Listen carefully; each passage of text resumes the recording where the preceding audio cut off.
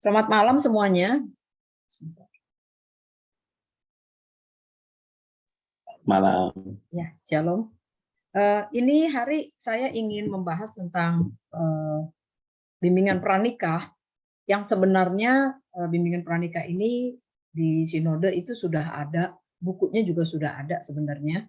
Nah, tetapi karena pernikahan itu kalau boleh saya bilang begini, kita semua itu bergerak gitu ya. Jadi ada pembaharuan, ada revisi-revisi. Melihat apa yang sudah terjadi di saat seperti sekarang, ada hal-hal yang baru gitu yang kita tambahkan, kemudian ada hal-hal yang kita tidak perlu lagi kita ganti gitu ya. Nah, tetapi tidak merubah prinsip firman Tuhan. Jadi saudara jangan sampai salah ya, bahwa ini ada revisi tapi prinsip firman Tuhannya tidak berubah. Dia pasti sama prinsip firman Tuhannya. Nah, nanti bukunya setelah selesai semua baru kita akan bagikan gitu. Tapi sekarang bentuknya masih semua dalam bentuk Word. Kemarin saya sempat mengirim materi ini dalam bentuk Word. Kalau di sini ada Bapak Ibu yang belum menerima materinya, nanti akan dikirim via WA. Tapi kalau yang sudah ada, seperti catatan yang saya berikan, saya berharap Bapak Ibu sudah membacanya, gitu ya. Karena kalau belum membaca nanti akan sulit gitu. Karena kita kan perlu untuk berdiskusi, membahas isinya. Itu kalau dibacain lagi satu-satu nanti malah jadi panjang gitu ya. Tapi saya akan mengambil apa yang perlu saja gitu. Nah kemudian Bapak Ibu bisa tanya jawab dan beri masukan.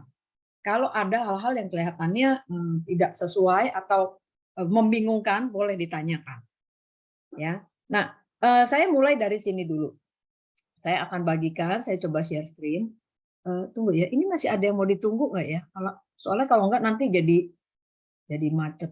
Jadi tunggu sebentar. Saya mulai dari ini dulu deh. Materi yang sudah diberikan kemarin itu, Bapak Ibu sudah dapat semua, boleh ya, Siska, gimana caranya saya melihat semua ini supaya saya bisa tahu ya semua peserta. Oke, terima kasih ya buat sudah kameranya dinyalakan sehingga saya bisa melihat. Bapak Ibu yang sudah mendapatkan materinya boleh kasih jempol atau dikasih tanda pakai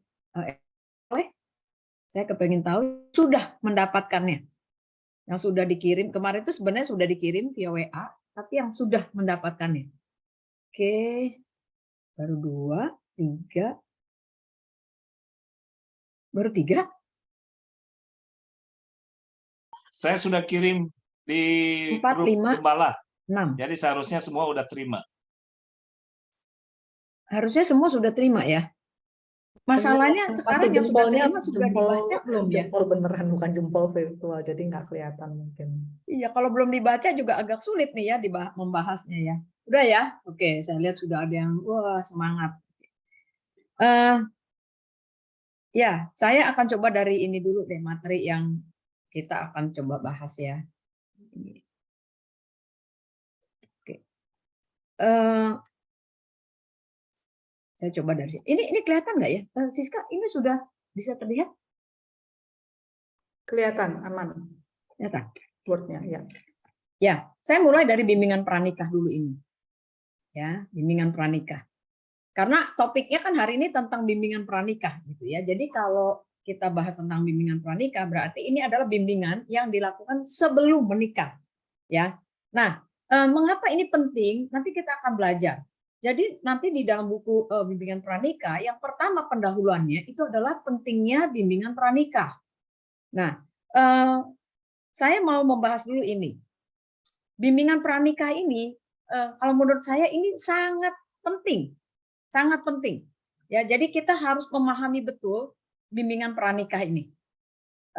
Karena ini diberikan kepada pasangan yang akan menikah. Saya mulai dari setiap pasangan yang akan melakukan pemberkatan nikah di Gereja Pantekosta Karismatika di Indonesia perlu mengikuti pelajaran dan pembinaan terlebih dahulu. Saya rasa saudara semua setuju dengan ini. Ya, jadi kita harus punya keseragaman di GPKDI. Bahwa kalau yang mau menikah nggak bisa istilahnya tiba-tiba datang terus Pak, 2 bulan lagi saya mau menikah. Kemudian saudara tinggal bilang, iya boleh. Gitu. Jangan begitu.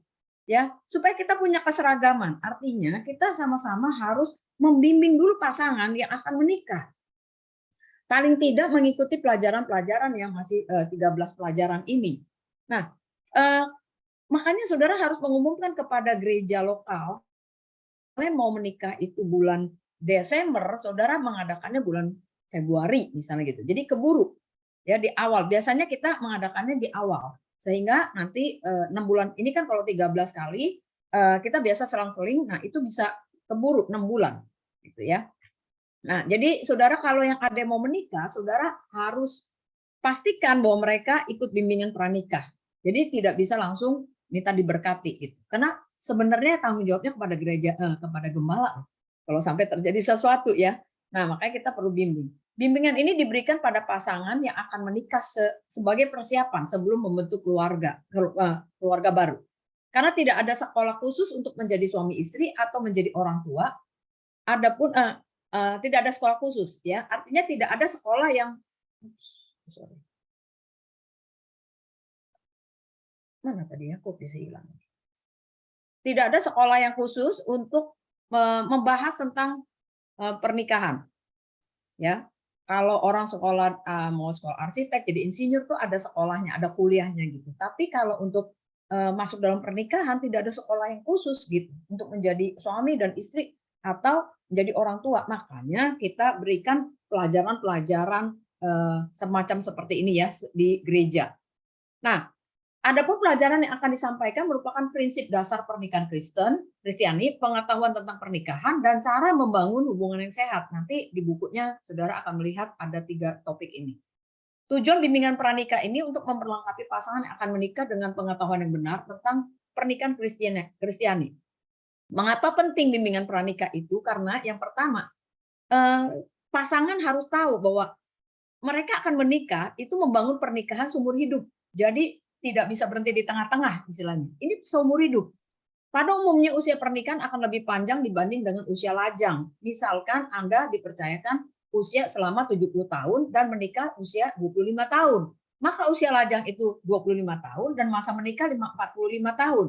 Oleh karena itu keduanya harus lebih dulu yakin akan menikah dengan orang yang dipilihnya sebelum mengambil keputusan untuk menjalani kehidupan bersama dalam pernikahan seumur hidup. Oh iya, saudara, saya bacakan ini karena ini materi yang ini belum dibagikan, ya. Ini pendahuluan nih.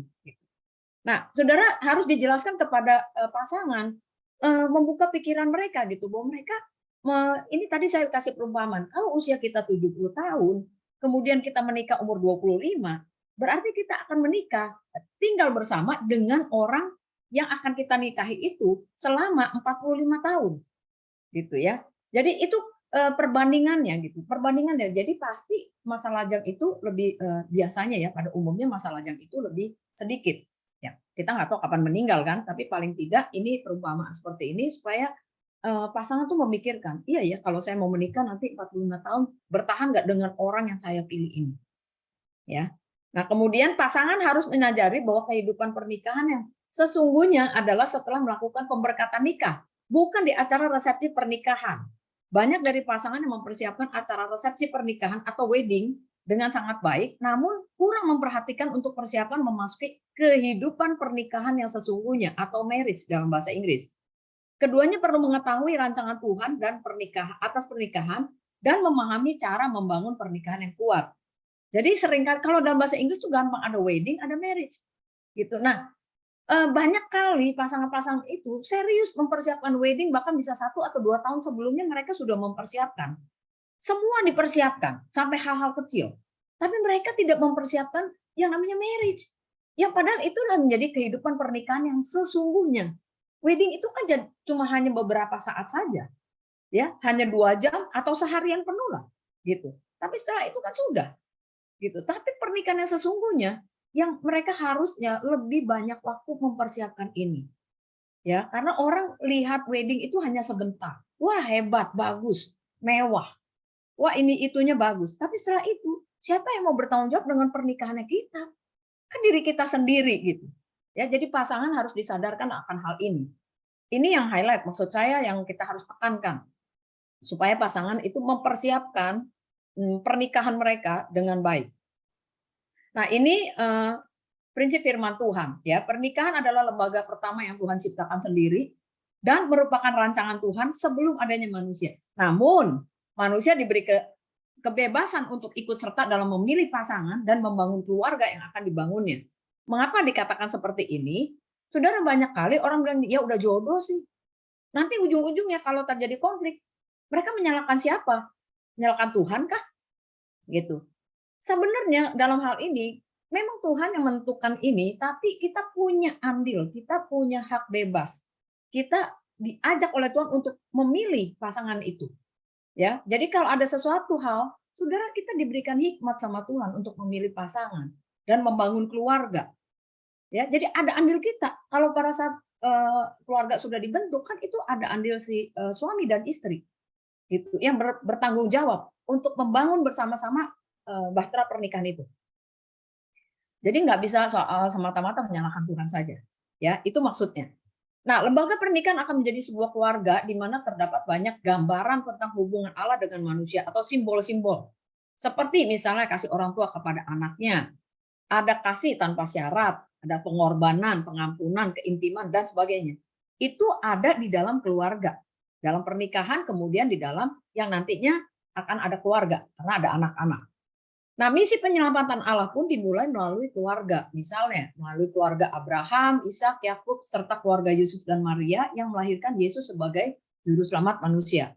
Melalui pernikahan, pasangan Kristen juga mendapat panggilan khusus untuk menyaksikan Kristus melalui keluarganya. Itulah sebabnya iblis selalu berusaha untuk merusak bahkan menghancurkan pernikahan.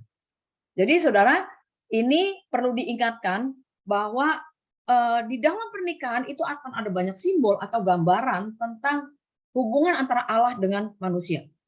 Ya, kasihnya, pengorbanannya, pengampunannya, keintiman dan sebagainya itu ada di situ. Ya, bahkan ada misi penyelamatan Allah melalui keluarga. Jadi keluarga ini sangat penting. Makanya iblis berusaha untuk merusak pernikahan. Karena kalau pernikahan itu rusak, keluarga rusak, udah hancur semuanya. Mudah orang itu akan menjadi gereja rusak, negara hancur begitu ya. Itu akan mudah sekali. Ya, nah dihancurkan. Makanya kita menekankan hal ini kepada para peserta. Selanjutnya, yang kedua, tujuan dari bimbingan pranikah ini mengapa penting? Karena kita mencoba untuk mencegah konflik dalam pernikahan. Saudara, ini harus disadari. Mungkin kita sendiri yang sudah masuk dalam pernikahan cukup lama, bapak-bapak, ibu-ibu, kita tadinya nggak menyadari hal ini. Apalagi kalau kita nggak pernah dapat bimbingan pranikah sebelumnya. Sebagian besar orang tidak menyadari bahwa masalah yang terjadi dalam pernikahan sudah dimulai sebelum masuk dalam pernikahan. Maksudnya apa? Adanya penolakan, misalnya ya, ada penolakan di masa kecil atau di masa remaja akan membuat seorang bertumbuh menjadi suami atau istri yang menuntut karena kurang tangki emosinya. Waktu kecil dia kurang diperhatikan, kurang dihargai, kurang diberikan kesempatan untuk bicara, diabaikan, tidak dihargai dan sebagainya. Itu membuat dia menjadi orang yang dewasa nantinya, menjadi pria atau wanita yang dewasa nantinya, masuk dalam pernikahan, kemudian mereka akan menuntut ya, bukan sekedar dia cuma berharap, tapi benar-benar menuntut kepada pasangannya, tentu orang yang terdekat biasanya yang dia tuntut, untuk memenuhi kebutuhan yang kosong itu. Kebutuhan apa? Kebutuhan dikasihi, diperhatikan, kebutuhan dihargai, semua itu dituntut dari pasangannya. Itu sebabnya sering terjadi konflik. Yang selanjutnya, bila terjadi kekerasan dalam rumah tangga keluarga asalnya, misalnya ayah melakukan kekerasan terhadap ibu atau terhadap anak-anaknya, itu akan ada banyak hal yang bisa terjadi dari seorang anak. Kemudian anak itu bertumbuh menjadi besar, sebenarnya dia penuh dengan kemarahan.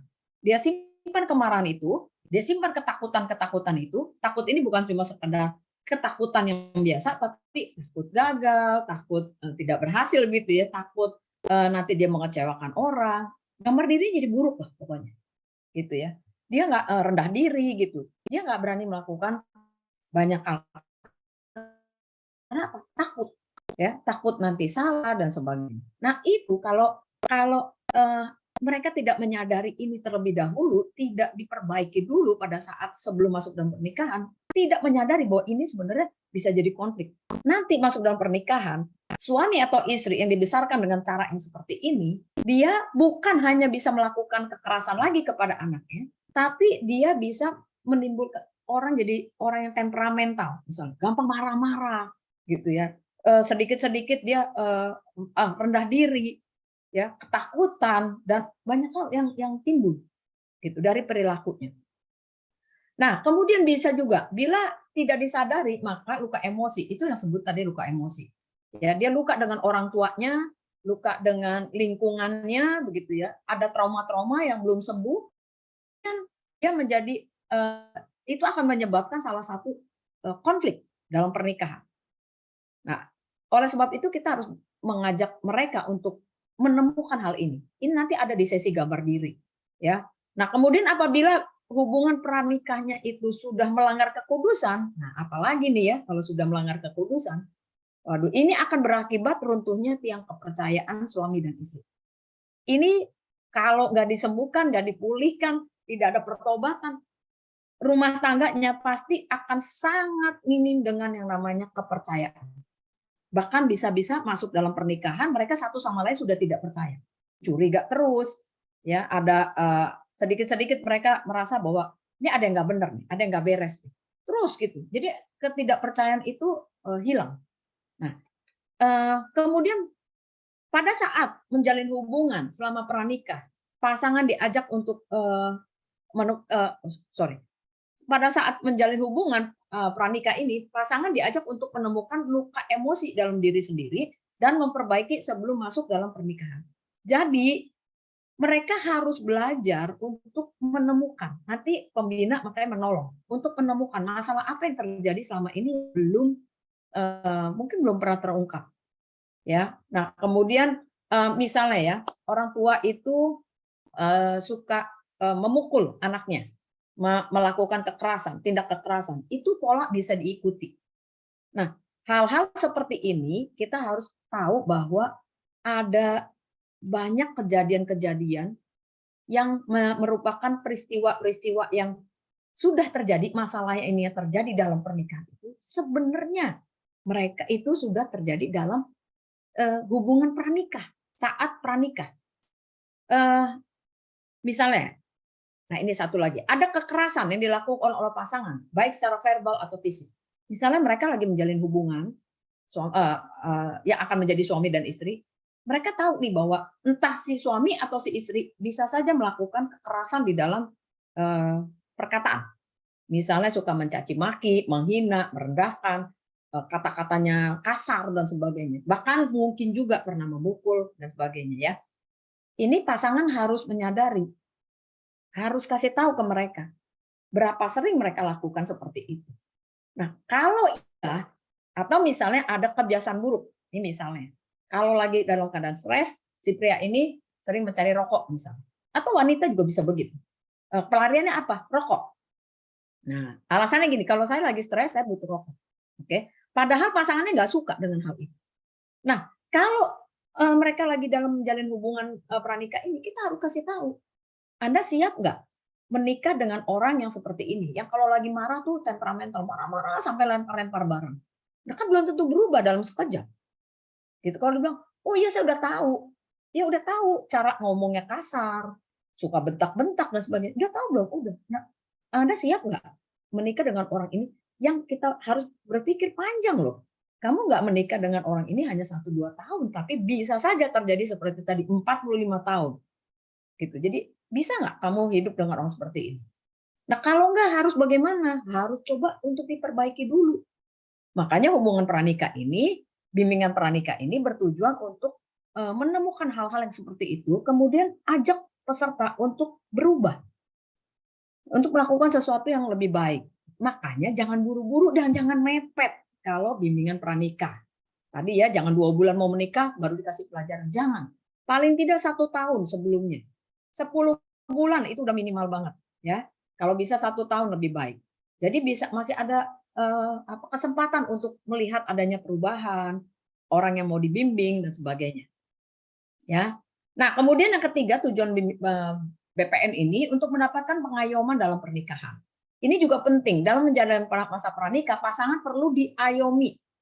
Hal ini untuk menolong pasangan tetap berjalan di dalam terang firman Tuhan, dapat menemukan masalah pribadi yang masih tersembunyi. Tadi ya ada masalah pribadi. Pasangan memiliki tempat yang aman untuk berbagi, berdiskusi, dan melakukan pengakuan dosa bila diperlukan. Pasangan dapat mempersiapkan pernikahannya dengan bimbingan, nasihat, atau arahan dari pembinanya. Nah, makanya perlu sekali di dalam bimbingan pranikah ini harus ada pembina. Ya. Syaratnya apa untuk jadi pembina? Saya langsung kasih tahu dulu. Syaratnya apa jadi pembina atau pengayom? Misalnya ada pasangan yang mau menikah, ya. Harus ada yang mengayomi. Itu suami istri juga, jangan satu. Kalau satu nih bisa nggak? Ya bisa sih, tapi kadang-kadang menjadi sulit. Kalau misalnya membimbing wanita, padahal harus ada pandangan dari pria, misalnya gitu, atau sebaliknya, ya. Cuma suaminya yang membimbing karena ini hamba Tuhan misalnya, tapi istrinya nggak ikutan. Waduh, juga agak sulit. Kadang-kadang si istri atau si wanita calon istri ini kan kepengen juga dengar dari wanita, pandangan tentang wanita, begitu, ya. Makanya dicarilah suami istri yang kondisi imannya selevel. Artinya gini, jangan yang satu itu bertobat baru misalnya gitu ya, suaminya baru bertobat, istrinya udah pelayanan udah lama. Nah nanti level imannya nggak sama.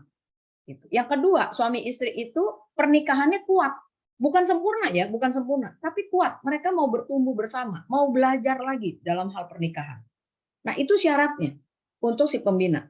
Nah sekarang saya ingin memberitahukan dulu begini.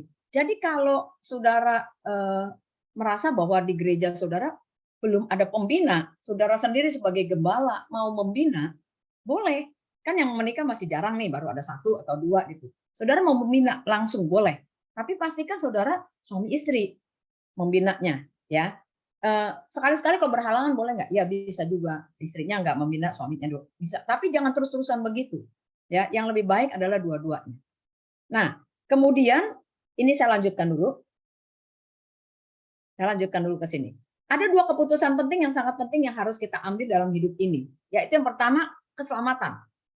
Ya, keselamatan ini mengubah arah hidup kita dari gelap ke terang, ya, dari kebinasan kepada kekekalan, berpindah dari maut kepada hidup yang kekal. Ini penting, sangat penting buat hidup pribadi kita. Yang kedua adalah pernikahan. Karena pernikahan ini mengubah hidup kita dari lajang menjadi berpasangan seumur hidup, ya, tidak bisa berpisah sampai hanya kematian yang memisahkan. Oleh karena itu, jangan salah pilih pasangan. Yang keputusan pertama, ini percaya kepada Yesus menentukan kita masuk surga atau neraka. Tapi keputusan kedua itu dengan siapa kita menikah itu menentukan surga atau neraka di bumi. Nah, begitu. Ya. Jadi ini 2 keputusan penting ini yang kita harus beritahukan kepada pasangan yang akan menikah. Karena kalau kita menikah salah pasangan itu mau ganti nggak bisa, sebenarnya mau ganti di jalan nggak ada retur ya gitu ya. Jadi kita harus tahu bahwa pasti dengan siapa kita akan menikah. Makanya tadi temukan dulu selagi masa pranikah apa-apa yang kiranya menjadi hal-hal negatif, bisa perbedaan yang banyak, bisa dijembatani atau tidak, bisa menerimakah kebiasaan buruknya dan sebagainya. Itu harus disampaikan dulu. Ya, supaya para peserta itu menyadari bahwa oh, setelah mengikuti pelajaran ini udah beberapa kali kita juga pernah ya mengadakan bimbingan pranikah, terus peserta ini wah kayaknya saya nggak bisa loh melanjutkan dengan seperti ini ya. Ternyata benar, ini sulit buat saya untuk menikah dengan orang seperti ini untuk nanti berjalan sekitar 30-40 tahun. Wah kayaknya berat ya gitu. Mereka nggak jadi. Gitu. Kalau perbedaan terlalu banyak, mereka tidak mau diperbaiki dan sebagainya, ya sudah. Toh belum ada ikatan dalam pernikahan. Makanya kita juga seringkali mengingatkan terus-menerus kepada pasangan yang akan menikah. Gini, jangan melakukan hal-hal yang harusnya ada di pernikahan dilakukan di pranikah. Jelas ya maksudnya ya? Atau sebaliknya, kalau udah menikah malah jadi dingin gitu. Jadi kalau saudara mau membimbing mereka, pastikan sebenarnya ini hidup dalam kekudusan. Jangan melakukan hal-hal yang harusnya nanti dilakukan di pernikahan, dilakukan di pranikah. Nggak boleh. Makanya kalau misalnya sampai terjadi putus ya, misalnya kita mau putus, waduh, khususnya yang wanita merasa bilang, oh nggak boleh putus, saya harus terus sama dia. Karena badan saya udah habis semua dikasih ke dia loh, rugi lah kalau saya sampai putus. Padahal suaminya menganggap rendah si wanita. Biasanya kalau sudah terjadi hubungan di luar pernikahan, hubungan seks di luar nikah, itu suami itu pria itu akan menganggap rendah si wanita. Ya, dan wanita yang merasa bahwa dia tidak bisa lepas gitu, karena dia sudah merasa terikat. Nah, makanya ini sangat penting diberitahukan kepada pasangan-pasangan akan menikah. Tahan sampai masuk dalam pernikahan. Ya, supaya masuk dalam pernikahan kudus. Kalau sudah terjadi gimana? Ya kalau sudah terjadi pertobatan dan stop. Setelah pertobatan stop, jangan lagi lakukan. Kalau selama itu masih melakukannya, ya tetap aja pernikahannya tidak kudus namanya. Ya. Nah, saudara, sampai di sini dulu. Nanti saya akan jelaskan tentang isi buku BPN dan metode BPN. Ada yang mau bertanya dulu? Silakan, boleh langsung ya. Ini mau saya tutup dulu atau ada yang mau langsung bertanya? Silakan, Bapak Ibu jika ingin bertanya, boleh langsung bertanya. Mungkin di stop screen dulu sih supaya bisa kelihatan. Gimana? Saya mau nanya, Ibu Ya, Susi. silakan. Bu Susi mau nanya, itu apa kalau misalnya mereka kan sudah menikah, terus pasangan satu-satunya meninggal, terus mereka mau menikah lagi seperti awal. Mau menikah lagi ya? Berarti yang satu tapi meninggal kan? Dua-dua pasangan masing-masing meninggal, satu istri yang meninggal, satu suaminya meninggal. Ya, kalau meninggal kan gampang ya, sebenarnya nggak apa-apa. Apakah ini bimbingan ini kita mulai semuanya bareng-bareng? Oh ya, ada hal-hal khusus sebenarnya. Nah ini kembali lagi ya. Ini saya sebenarnya membahas ini prinsip ya. Kalau kasus ini nanti jadi banyak sekali.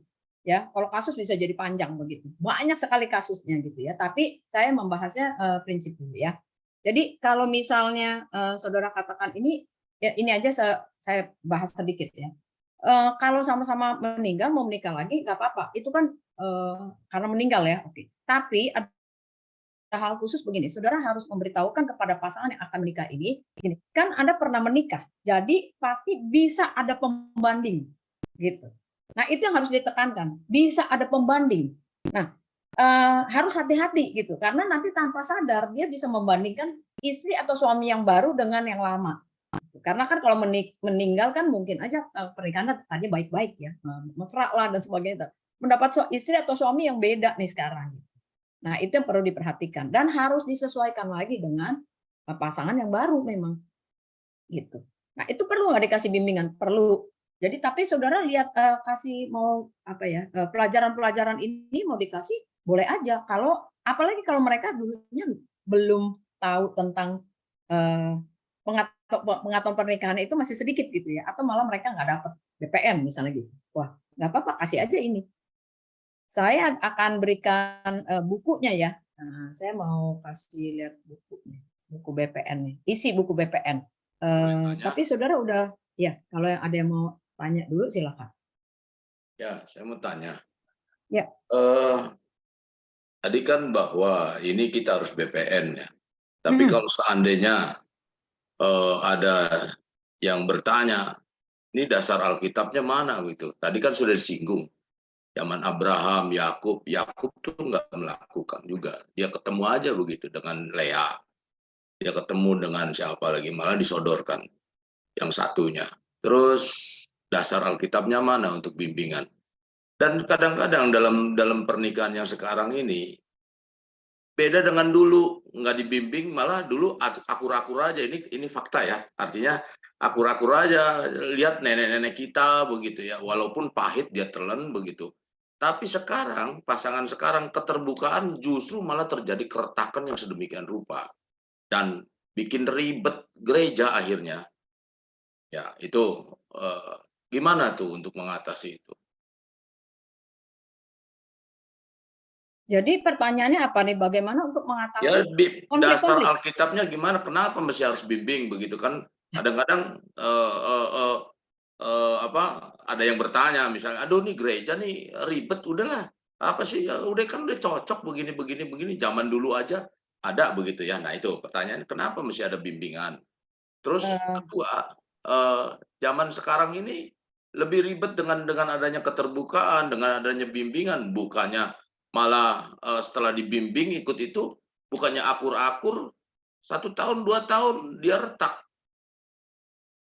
Nah itu langkah apa yang kita harus kerjakan?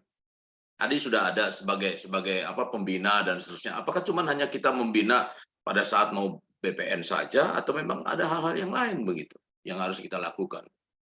Iya, sebenarnya di dalam membina itu tidak bisa hanya gini. Kan kita ada pelajaran tuh 13 sesi ya. Tapi begini, bukan hanya setelah selesai terus bubar. Jadi sebenarnya tadi harusnya ada ini. Metodenya kita itu nanti pada saat kita memberikan pelajaran, kita biasanya melakukannya gini. Ini kasih pelajaran bentuknya kelas. Kelas artinya kasih pengetahuan tentang firman Tuhan itu, pengetahuan tentang pernikahan itu satu bersama-sama gitu ya, bersama-sama dengan kita selama ini pakai Zoom lah ya, gitu karena lebih mempermudah. Jadi kalau saudara nanti dari gereja-gereja lain yang mau ikut silakan gitu ya, boleh ikut. Nah, tapi pembinaannya itu ada di gereja lokal masing-masing gitu. Oleh siapa? Tadi saya bilang kalau ada pembina yang lain bukan gembala boleh. Jadi misalnya saya punya orang yang cukup bagus pernikahannya selevel mereka secara rohani ya suami istri, ya udah mereka mau menjadi pembina, ya mereka akan menjadi pembina. Tetapi di saat membina itu, mereka sama-sama duduk mendengarkan pelajaran di Zoom itu, di kelas, ya pelajaran yang bersama, nanti dibahas, didiskusikan. Nah, itu bagaimana cara mereka keterbukaan satu dengan yang lain. Jadi sepasang dengan sepasang. Jadi artinya pasangan yang akan menikah akan dibina oleh pasangan yang ditunjuk, ya. Gitu.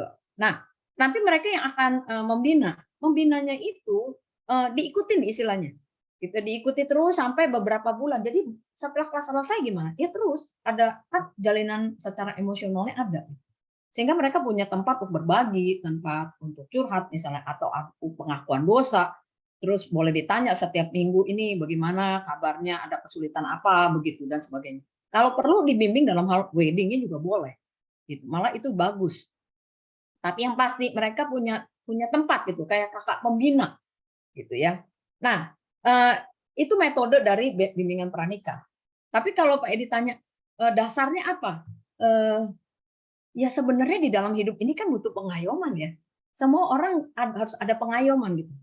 Di dalam ada payung, istilahnya ada payung. Ada otoritas yang di atasnya kita. Gitu. Nah, ini siapa? Ya orang-orang yang akan menikah, yang akan mengayomi. Gitu. Nah, kemudian kalau ditanya, kok dulu lebih nggak ribet daripada sekarang?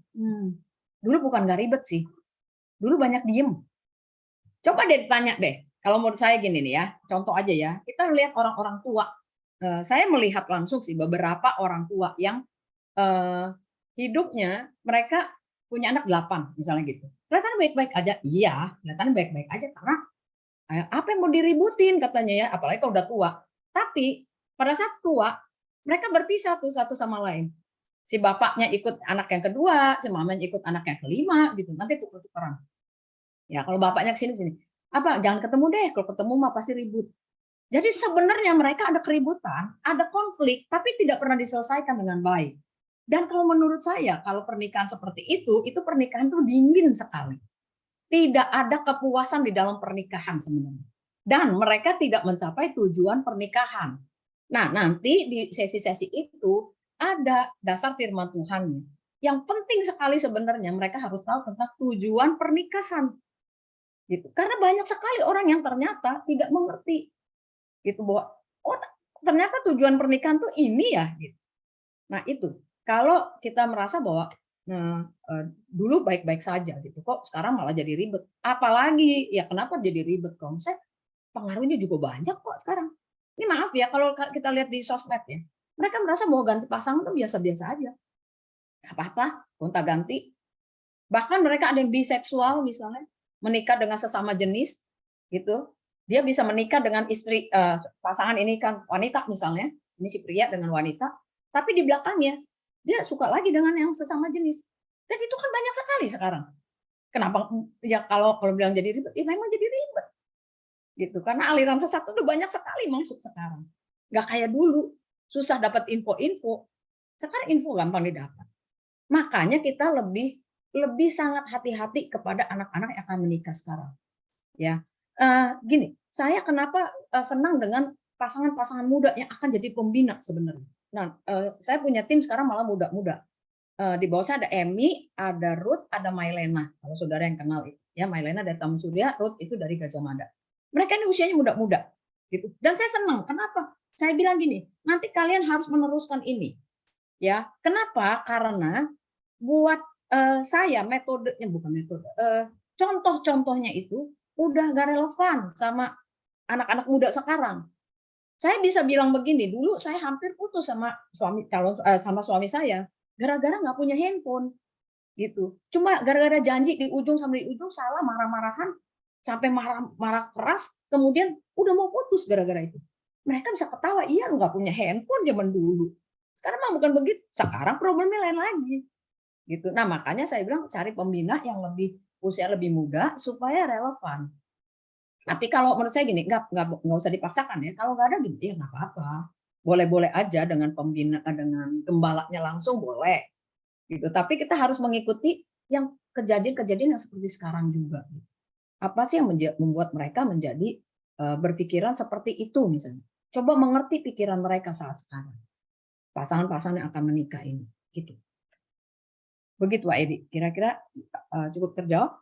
Ada yang lain yang mau bertanya atau kasih masukan silakan. Saya mau bertanya dong, Kiki dari GPKDI Warsinda. Oke, silakan.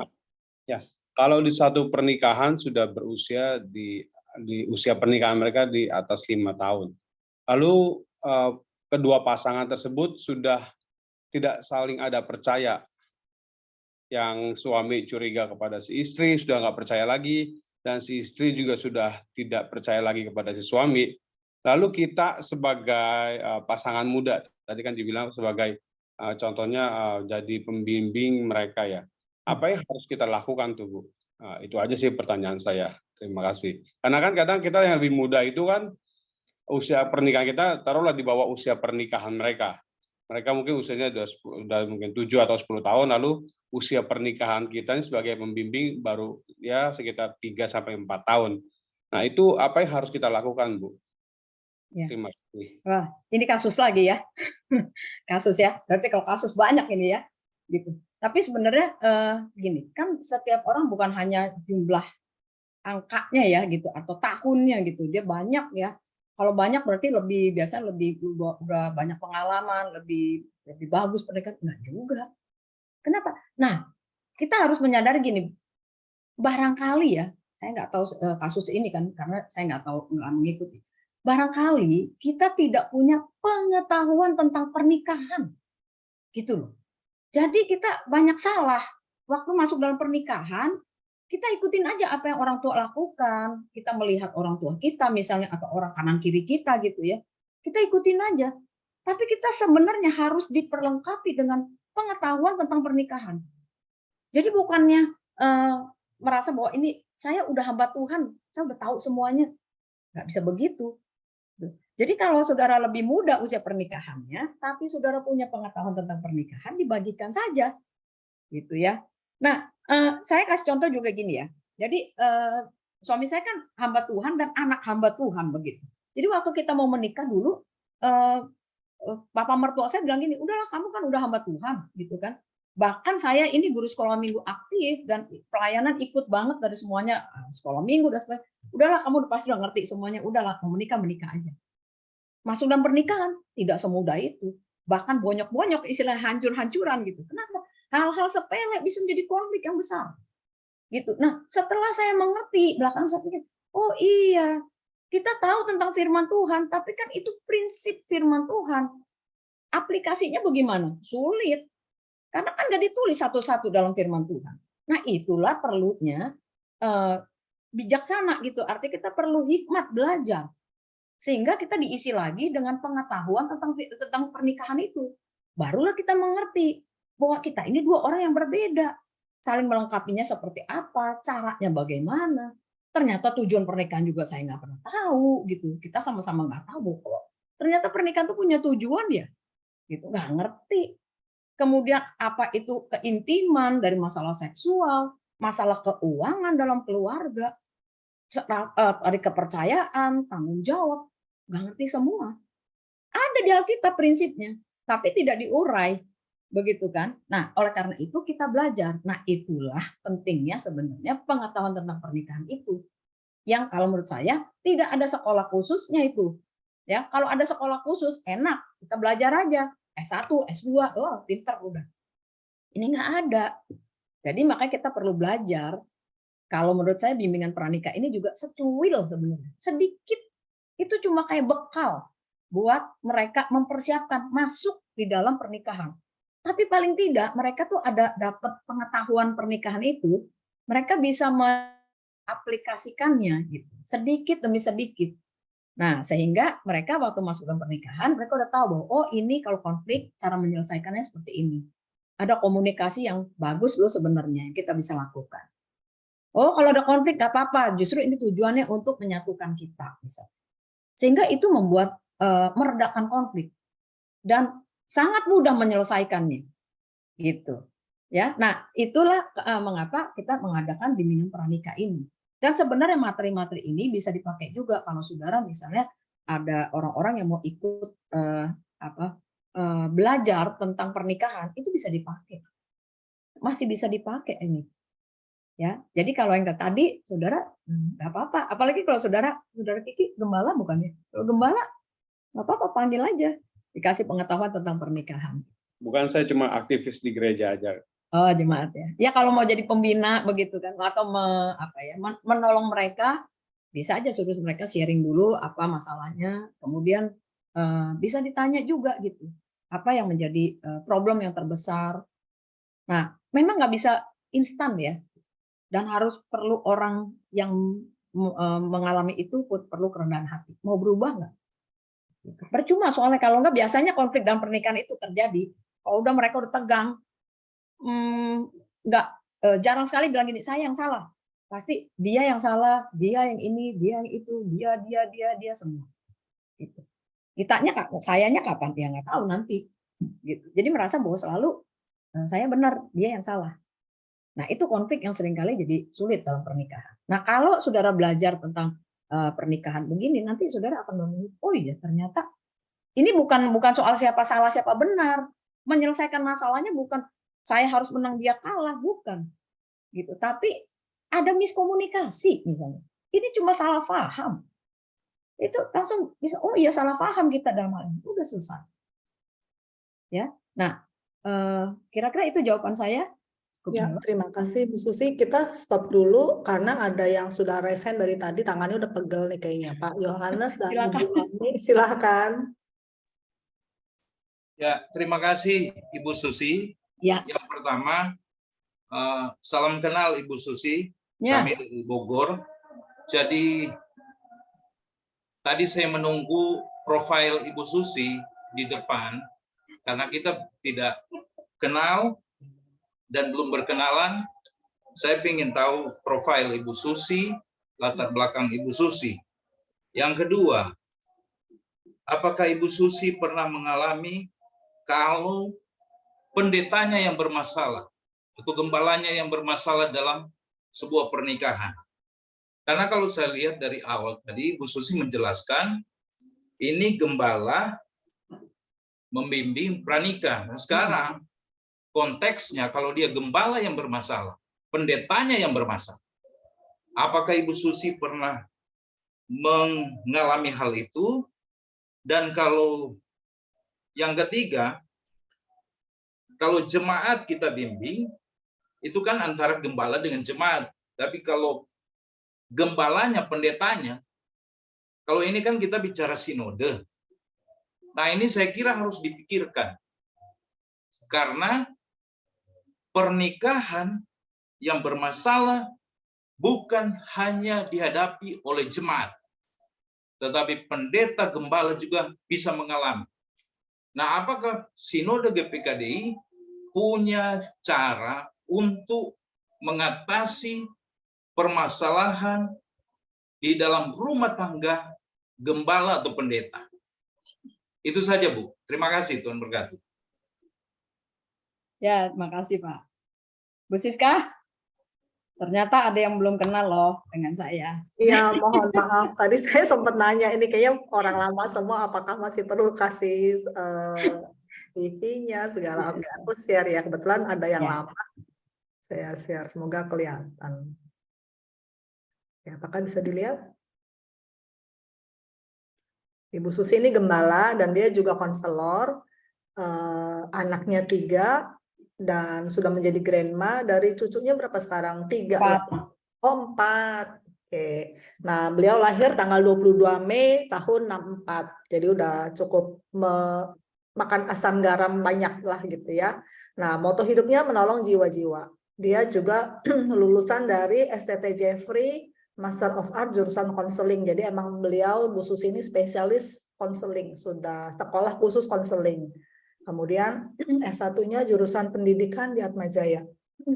Kemudian juga ikut berbagai seminar di dalam dan luar negeri. Pelayanannya apa? Mendampingi suami dalam pelayanan penuh waktu di Bojong Indah itu dari tahun 90 sampai 2010, udah 20 tahun jadi ibu gembala di Bojong. Kemudian juga dari 2011 sampai sekarang mendampingi suami sebagai ibu gembala di GPKD Jelambar dan Taman Surya, double ya. Kemudian juga sering menjadi pembicara di ibadah umum dan seminar-seminar wanita. Kemudian sebagai konselor juga sudah membantu banyak orang menemukan kembali arti hidup mereka, termasuk saya. Kemudian juga Ibu Susi ini pendiri Sekolah Harapan Lestari di Bojong di Jakarta. Cukup sekian atau masih perlu informasi lagi Pak Yohanes? Cukup. Saya kira bukan cuma saya yang baru, kan ada beberapa 2022 ada beberapa gereja yang baru bergabung. Jadi saya pikir jangan hanya tertuju kepada Bogor, tapi perlu diketahui juga di Sulut ada beberapa gereja yang baru. Jadi Ibu makin dikenal gitu. Ya, ditunggu jawaban nomor 2, nomor 3, Bu. Ya, oke, terima kasih Pak Yohanes.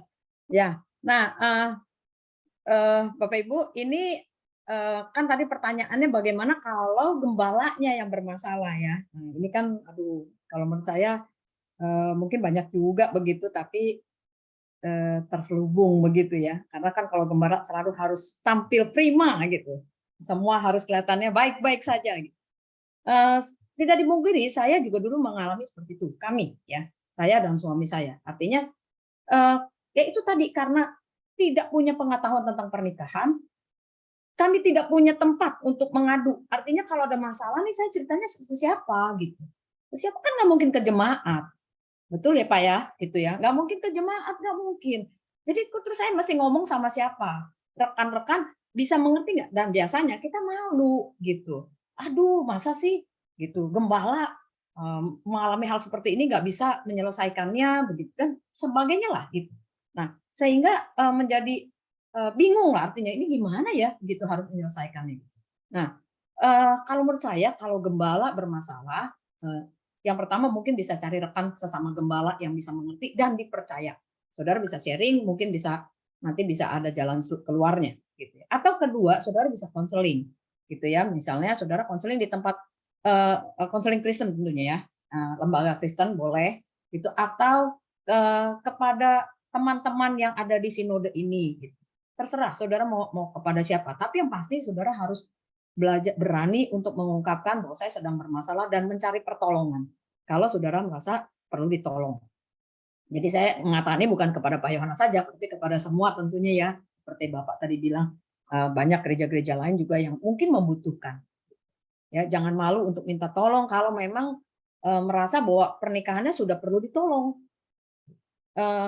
Biasanya ya, kalau jemaat datang itu juga kalau ada masalah, kemudian datang tinggal bilang, pokoknya Pak, Bu, saya mau bercerai. Nah, begitu tuh. Nah, kita susah banget tuh kalau udah begitu ya. Udah tinggal kasih statement, udah terus kita mau apa nih?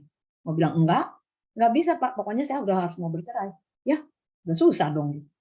Ya, jadi makanya kalau menurut saya sebenarnya bimbingan pranikah ini adalah hal preventif gitu, pencegahan dibanding kuratif. Kalau kuratif itu mengobati, lebih susah mengobati, betul ya, dibanding kita mencegah. Jadi kalau bisa makanya bimbingan pranikah ini dibikin lebih serius gitu, supaya nanti pasangan-pasangan yang akan menikah ini punya pernikahan yang lebih kuat gitu, karena mereka sudah mempunyai dasar tentang firman Tuhan dan mereka memiliki pengetahuan tentang pernikahan itu, mereka tahu bagaimana menjalin hubungan yang sehat satu dengan yang lain. Nah, itu akan memperkuat pernikahan mereka sehingga tidak banyak konflik terjadi dalam rumah tangga. Konflik harus ada, konflik harus ada karena itu akan menyatukan kita. Tapi bukan konflik itu membawa perpecahan, gitu.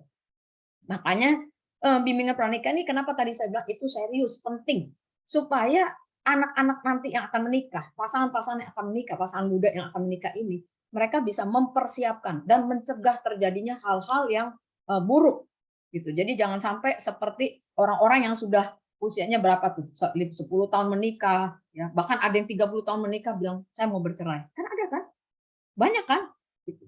Orang yang udah usia 70 tahun aja bilang saya mau bercerai Pak. Nah, jadi kalau misalnya itu sebenarnya mereka menyimpan masalah, bukan nggak ada masalah gitu. Ya, nah saya rasa itu ya cukup menjawab Pak. Atau ada yang? Ya, terima kasih Bu. Oke. Ya, Jadi kalau dari kolom chat juga ada pertanyaan dari Pak Hendro dan Nita, bagaimana dengan begitu banyaknya kasus pendeta selingkuh dan bercerai? Berarti sama dengan pertanyaan Pak Yohanes ini sudah terjawab ya. Gimana Pak Hendro? Apakah sudah terjawab? ya. Ini satu lagi ya, kemungkinan.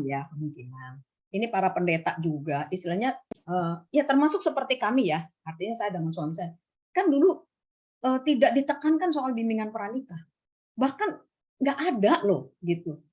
Jadi makanya waktu saya dapat pelajaran-pelajaran tentang pernikahan, saya pikir ya ampun dulu ya kalau kita tahu ini kita belajar gitu. Ini konflik-konflik kecil tuh mudah sekali kita selesaikan dan tidak akan memicu hal-hal yang artinya jadi besar gitu. Api kecil-kecil ya gampang aja padaminnya gitu. Ya kan biasanya kan persoalan yang jadi keributan-keributan itu kan hal-hal sepele-sepele ya gitu. Terus akhirnya jadi makin besar begitu. Nah, makanya sekali lagi penekanan tentang BPN ini sangat penting, kemudian dibagikanlah kepada para peserta nanti. Dipersiapkan juga pembina. Kalau menurut saya gini, pembina itu bisa gembala tadi, bisa ada orang lain, tapi kalau gembalanya mau belajar lagi, silahkan datang gitu bersama-sama karena ini pakainya Zoom. Jadi gini, mulai Selasa tanggal 4 April itu kita mulai bimbingan pranikah. Itu dari Gereja Jelambar, Taman Surya, dan Gajah Mada. Kita bergabung 3 gereja. Karena yang menikah kan belum banyak-banyak ya. Baru ada 2 pasang, 1 pasang begitu. Ya daripada gembalanya mesti memberikan pelajaran sebanyak 13 kali kan, waduh banyak bener gitu. Ya makanya kita gabungan. Dari gabungan nanti pembicaranya bisa sharing kan. Siapa mau bicara tentang komunikasi, siapa mau bicara tentang perbedaan gitu, enak. Jadi masing-masing ambil bagian, kemudian pembinaannya itu masing-masing di gereja lokal gitu. Nah makanya kalau saudara nanti mau ikut silahkan. Bu Susi, ya mungkin ini tadi pertanyaan Pak Yohanes itu adalah bagaimana kalau terjadi seandainya ini dijauhkan Tuhan, terjadi gembala GPKDI, misalnya seperti pertanyaan-pertanyaan tadi, ya ada yang selingkuh, ya. Nah, bagaimana wadahnya di mana? Ya diceburin ke kali atau kemana, ditarik di kereta gitu. Jadi nih mumpung ada Pak Ketua Umum, mungkin pertanyaannya bentuk wadah atau gimana begitu tadi. Ya, oke. Gini ya, nanti kalau ini soalnya terlalu lebar ya, karena saya sedang membicarakan tentang bimbingan pranikah kan. Jadi ini boleh nanti dibahas antara para gembala gitu ya. Mungkin boleh di waktu yang lain gitu. Karena saya lihat di sini bukan semua gembala nih yang ikut. Ada mereka yang mau jadi pembina ya. Jadi saya nanti ini berikutnya saya serahkan pada Pak Ali lah. Saya sambung dulu ya di selanjutnya ya, karena ini masih ada beberapa yang saya perlu share. Oke, ini dulu ya bukunya. Ya, nanti kalau ada yang masih bertanya selanjutnya ya. Ini bukunya nih ya, isi bukunya isinya nanti. Yang pertama itu tadi pentingnya bimbingan pranikah. Ya, tadi saya sudah bagikan. Kemudian kedua itu pernikahan Kristiani isinya adalah di bawahnya itu tujuan pernikahan dan kasih sejati. Ini yang mau kita bahas sebentar lagi ya. Nah, kemudian yang ketiga, yang keduanya tadi bab 1 keduanya pemahaman diri dan pasangan. Bagaimana kita mengenal diri kita sendiri. Saudara jangan salah loh, kadang-kadang kita bilang saya udah tahu diri saya sendiri. Enggak juga gitu. Ternyata kita sendiri karena bingung kok saya begini ya. Nah, ini pemahaman diri dan pasangan. Contoh dari satu ya, ada pohon keluarga. Apa itu pohon keluarga? Kita belajar nanti tentang asal usul keluarga kita, ya. Kemudian kedua, temperamen dasar. Ini dominan, intim, stabil, cermat. Kalau saudara udah ada yang pernah ikutin, gak apa-apa ikut lagi karena ini bukan untuk pribadi saja, tapi bagaimana menyatukan dengan pasangan. Itu juga nggak gampang ternyata. Saya tahu diri saya tahu pasangan saya, tapi waktu bersama-sama itu sulit sekali, ternyata konfliknya banyak. Oke. Yang kedua, bahasa kasih. Bagaimana menyatakan cinta kita kepada pasangan kita dengan tepat, ya, di dalam bahasa kasih ini. Kemudian nanti kita belajar itu. Kemudian gambar diri tadi, ada luka-luka emosi apa sehingga membuat gambar diri kita menjadi buruk. Ini sering kali terjadi. Ya, nah ini pelajaran tambahan yang sebelum-sebelumnya ada tapi tidak dalam. Ini nanti akan lebih diperdalam di sini. Hubungan mantu dan mertua ini ditambahkan. Dulu tidak pernah ada. Tapi ternyata kasus hubungan mantu dan mertua itu juga ternyata menjadi salah satu konflik, bahkan bisa menyebabkan perceraian. Ya. Jadi kalau menurut saya, saudara nggak penting, kalau menurut saya ini penting. Ya, bagaimana kita mengenali mantu, kalau saudara sudah bapak ibu yang sudah punya mantu, bagaimana kita menjadi mertua. Atau yang saudara akan menjadi mantu, ini kan kalau anak-anak mau menikah, mereka pasti akan menjadi mantu kan. Bagaimana mereka mengerti tentang mertua mereka. Ini akan belajar di sini.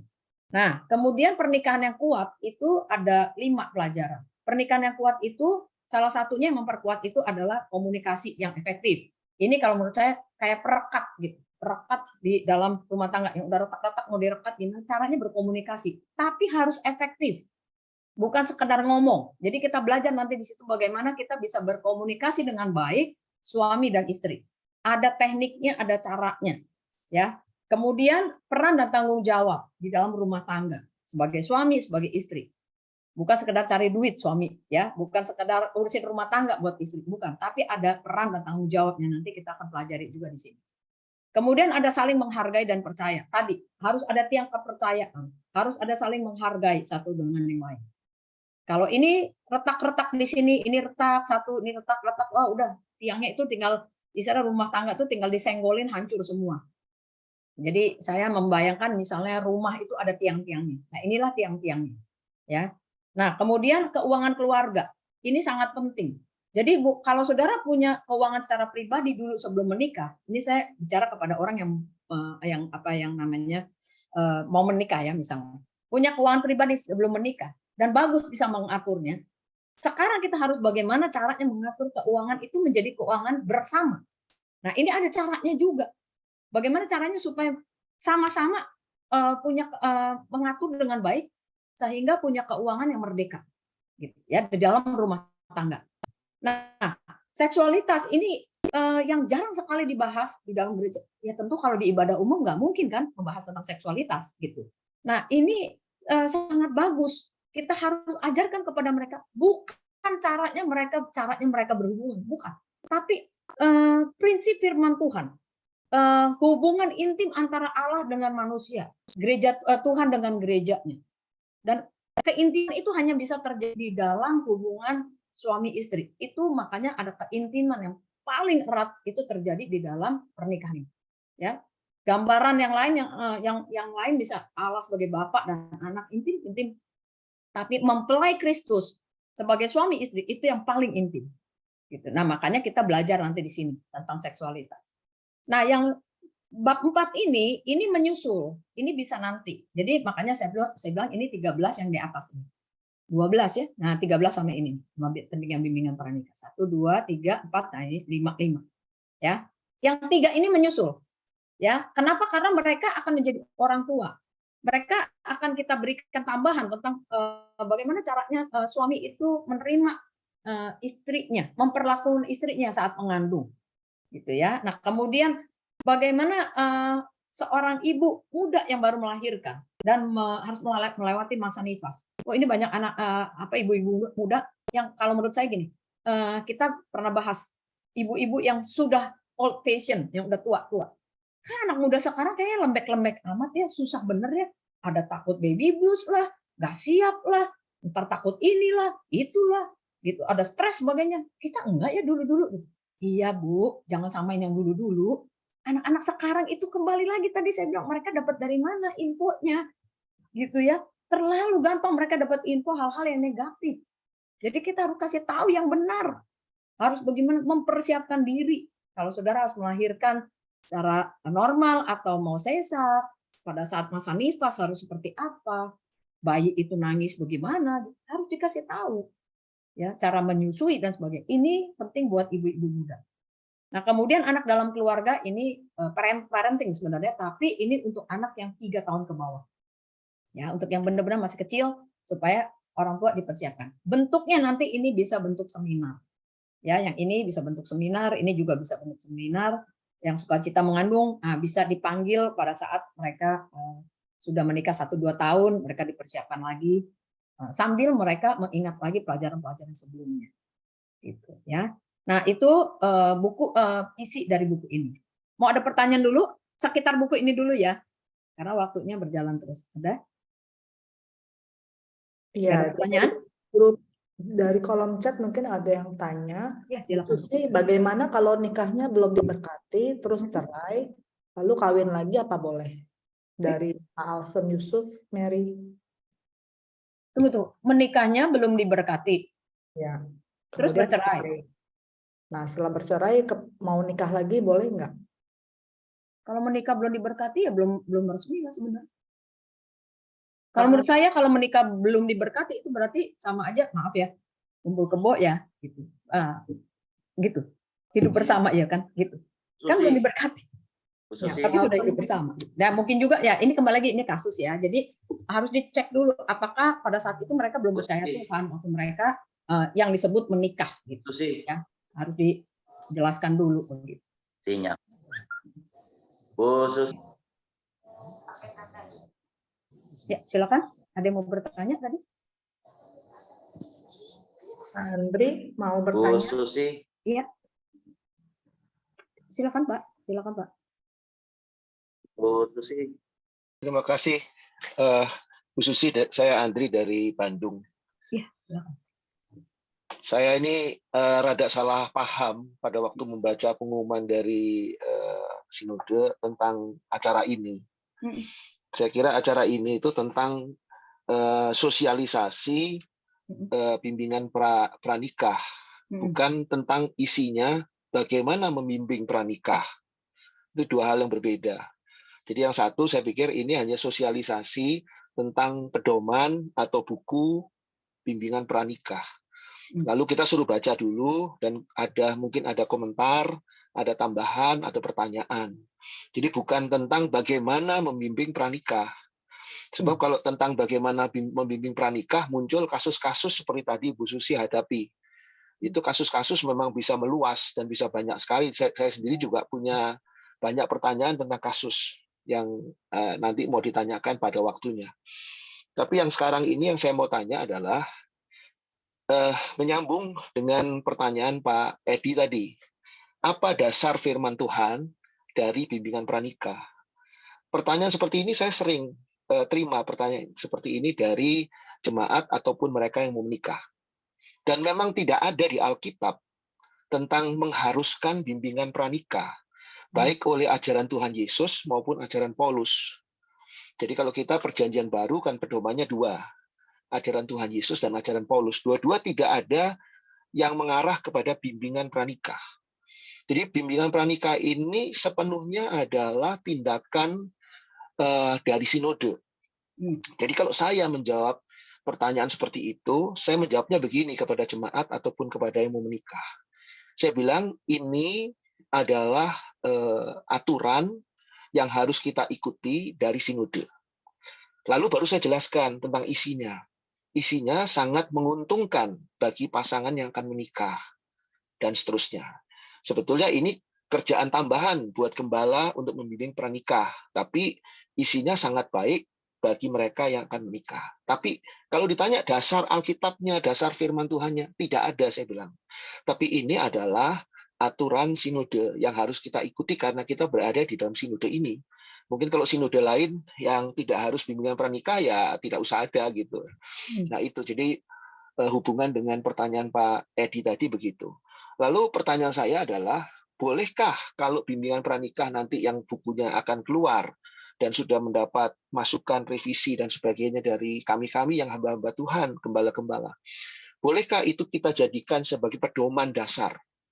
Jadi pedoman dasar itu maksudnya bila gereja lokal atau gembala menghadapi situasi dan kasus-kasus tertentu di dalam kasus membimbing orang yang akan menikah, boleh tidak pedoman dasar, yaitu bimbingan buku bimbingan pranikah ini ditambahi dengan hal-hal yang mungkin di luar atau yang lebih jauh dibandingkan dengan buku yang akan kita terima. Jadi singkat katanya begini, buku tadi hanya pedoman bimbingan pranikah dari sinode. Jadi gereja lokal diizinkan untuk menambahi secara langsung pada saat akan membimbing pernikahan dari jemaat. Nah, itu pertanyaan saya. Kalau memang seperti itu, saya pikir cocok karena buku ini, bimbingan pranikah ini harusnya memang sinode itu memberikan yang bersifat pedoman dasar. Jadi tidak mengarah kepada hal-hal detail yang nantinya mengunci gembala sehingga tidak bisa berbuat apa-apa gitu. Kecuali hal-hal yang prinsip. Misalnya hal yang prinsip itu begini, misalnya nih, kalau kita lihat di 1 Korintus 7 ayat 11, wanita yang sudah bercerai dan suaminya masih hidup, itu tidak boleh menikah lagi. Nah, apakah sinode kita mengizinkan menerima seorang calon mempelai wanita yang sudah bercerai dari suaminya dan suaminya masih hidup? Nah, kalau menurut saya, harusnya sinode kita ini tidak bisa menerima. Dasarnya apa? Jelas 1 Korintus 7 ayat 11. Nah, jadi seperti itulah. Tapi itu tidak mau saya bahas sekarang. Cuma saya mau tanya, apakah ini boleh tidak menjadi pedoman bimbingan pranikah? Terima kasih, Bu Susi. Ya, iya. Terima kasih banyak, Pak, buat masukannya. Masukan yang sangat bagus ya. Oke, jadi ini menjawab pertanyaan Pak Edi juga tadi. Terima kasih banget udah dikasih masukan.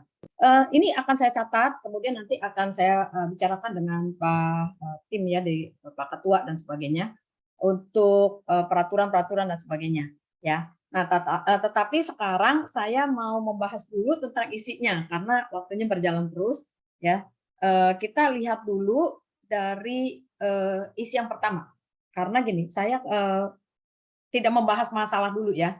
Tadi Pak Andri sempat mengingatkan, betul sekali. Jadi jangan bahas kasus. Kalau kasus itu banyak sekali, bisa melebar sekali gitu. Ya, hari ini kita tentang bimbingan pranikah saja dan bagaimana buku ini nanti bisa dipergunakan. Ya, kalau menurut saya secara pribadi tentu ada kebebasan di gereja lokal gitu untuk menggunakan buku ini, artinya misalnya ditambah contoh kasus, bahan diskusi begitu. Boleh dicari sendiri gitu ya untuk memperkaya. Ini buku pedoman ya. Tapi untuk hal-hal prinsip nanti kita harus bicarakan dengan pihak sinode ya. Oke, terima kasih ya Pak. Nah, kita coba lihat dulu yang satu ini ya, yang kita masuk di bahan yang pertama.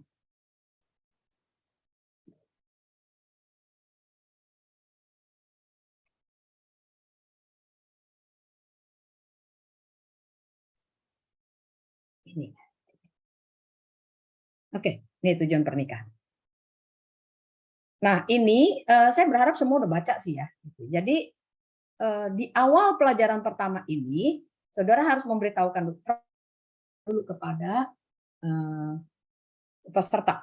Tapi gini, buku ini tidak harus diberikan kepada pasangan. Maaf ya, karena gini, biasanya kalau di Jakarta sih ya, saya nggak tahu kalau di daerah. Biasanya ya dikasih buku juga nggak dibaca gitu. Biasanya disimpan doang gitu ya. Jadi lebih baik langsung saja didiskusikan gitu. Tapi kalau mau dibagi silakan gitu. Tapi kalau ini kan jadi kayak ada pertanyaan. Ini sebenarnya buku pengajar kan untuk gembalanya gitu. Untuk si pembina boleh atau gembala. Nah, beri alasan mengapa Anda menikah. Menurut Anda apa tujuan pernikahan? Misalnya. Jangan dibilang ya benar atau salah dulu, tapi biar aja mereka kasih jawaban. Nah, kemudian kita kasih tahu dulu, jelaskan banyak orang menikah tujuannya itu salah. Nah, saudara cek dulu ya. Kalau saudara mau memperbaiki pernikahan diri sendiri dulu nih ya, pernikahan kita dulu, saudara baca ini deh gitu. Apakah kita termasuk salah satu dari ini? Ya, gitu. Yang mana nih? Nah, kalau ini pun bisa jadi bahan diskusi nantinya. Oh, ternyata sebelum ini saya tidak mengerti bahwa ini sebenarnya ada tujuan pernikahan saya yang salah loh selama ini. Oh, mau masuk pernikahan tapi tujuannya salah, gitu ya. Nah, kemudian lucu amat anaknya. Lucu amat anaknya. Sorry, ada suaranya bocor ya, siapa ya? Ya. Nah, saudara, setelah membahas tentang tujuan pernikahan yang salah, baru kita kasih tahu tujuan pernikahan yang benar. Yang benar itu tujuannya adalah satu untuk penyatuan, ya, bagaimana kita harus menyatukan pernikahan. Nah, ini tentunya pasti di dalamnya ada konflik-konflik yang untuk menyatukan. Tapi kita harus tahu bahwa pernikahan itu harus ada kesatuan di visi, roh, jiwa, dan tubuh. Nah, ini ada penjelasannya di sini. Saudara nanti bisa baca.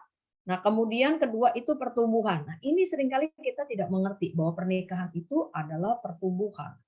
Artinya pertumbuhan makin hari makin serupa seperti Kristus. Kalau saudara yang menikah sudah lama, saudara harusnya menyadari, ada nggak ya gitu, cek kepada diri kita sendiri. Dari pernikahan kita yang sebelum, dari awal, sekali kita menikah sampai sekarang, itu apakah ada pertumbuhan? Satu, pertumbuhan dalam karakter secara pribadi. Kedua, pertumbuhan di dalam pernikahan itu sendiri. Jadi kalau dulu misalnya kita merasa menikah itu, kepuasan pernikahannya itu hanya, kalau kita kasih angka, itu hanya nilainya 4 misalnya, kemudian kita merasa sekarang kalau masuk ke dalam kehidupan sehari-hari, kayaknya saya lebih senang loh kalau ada pasangan saya. Oh, kayaknya meningkat pernikahan, angkanya itu ya. Kayaknya saya lebih senang kalau suami saya di rumah misalnya. Ya, si suami juga merasa kalau ada istrinya malah jadi lebih senang misalnya. Ada peningkatan. Nah, itu berarti mungkin saudara bertumbuh. Saya pernah iseng-iseng ngobrol sama suami saya. Saya bilang gini, yuk kita kasih nilai yuk pernikahan kita. Sama-sama nggak boleh ngomong dulu ya. Oke.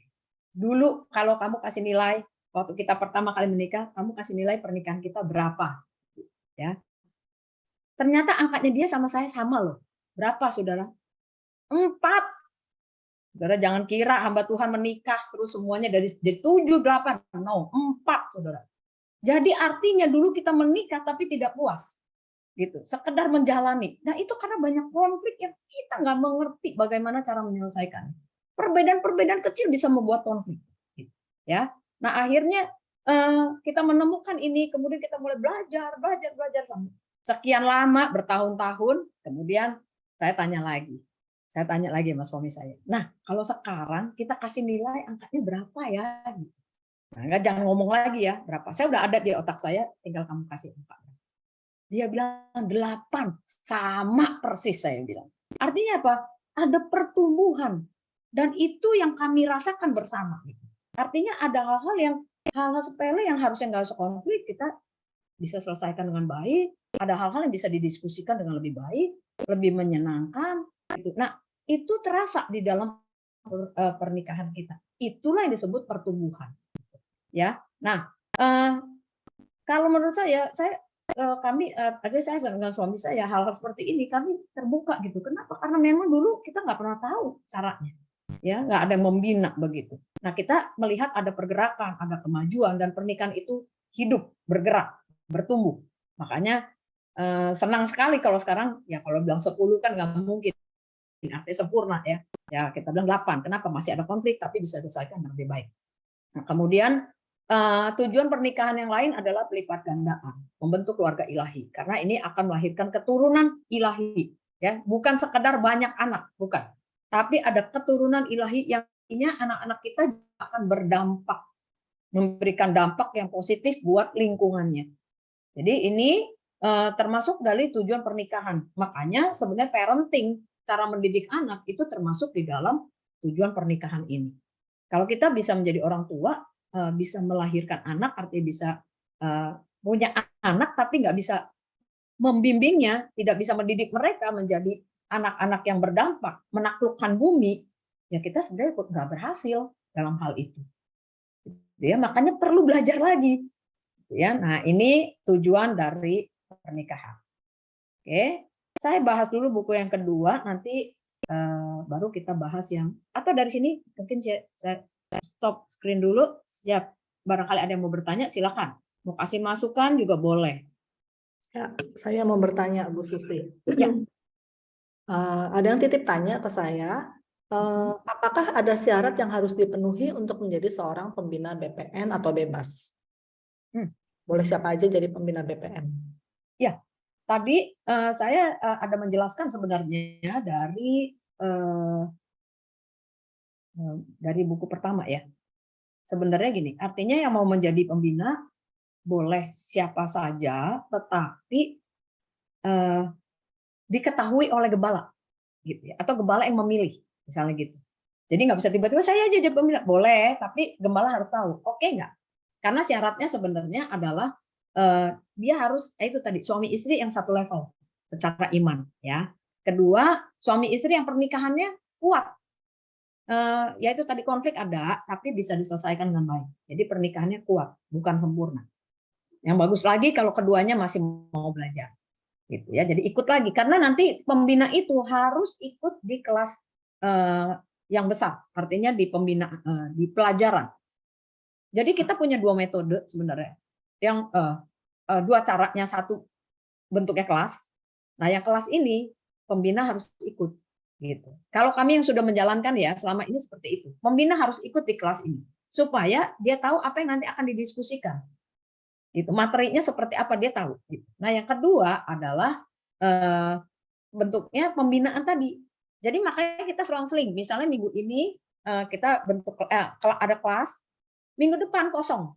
Nah, kosongnya ini boleh dipakai oleh si pembina untuk pertemuan dengan pesertanya. Nanti 2 minggu akan datang itu kelas lagi. Jadi di dalam 2 minggu yang kosong ini, pembina dan peserta cari waktu yang baik. Mau di mana aja terserah boleh. Nah, untuk cari waktu untuk bisa diskusi, untuk membahas apa yang sudah dipelajari. Nah, kekuatannya itu di pembina ini, di pembinaan maksudnya, di pembinaan ini. Jadi bukan sekedar mendengar, karena mendengar biasanya itu terus lupa, tapi mempraktekkannya seperti apa. Gitu. Jadi langsung diserahkan kepada pembina untuk membina peserta. Begitu Bu Siska. Mudah-mudahan itu cukup menjawab. Ya. Terus ada pertanyaan lanjutan nih, gimana kalau pembinanya itu udah pisah dengan istrinya? Tapi nah itu kan tidak memenuhi syarat ya. Nanti pertanyaannya gimana? Kecuali meninggal ya. Kalau berpisah kan susah ya. Gitu. Jadi perlu mau bilang pernikahan itu seumur hidup lah, ibu aja berpisah, gimana? Nggak bisa kan? Mental lagi ya. Oh sama seperti tadi pertanyaannya Pak Yohanes ya kalau nggak salah ya. Gimana kalau gembalanya bermasalah terus mau menolong?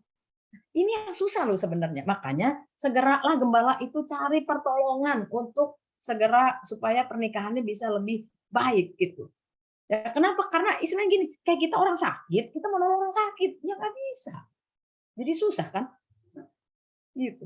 Menderitalah kita gitu. Mau nolongin orang sakit, kita aja udah di ICU sebenarnya misalnya gitu. Gimana mau nolongin orang yang masih sakitnya flu gitu. Ini susah, kita aja di ICU kok.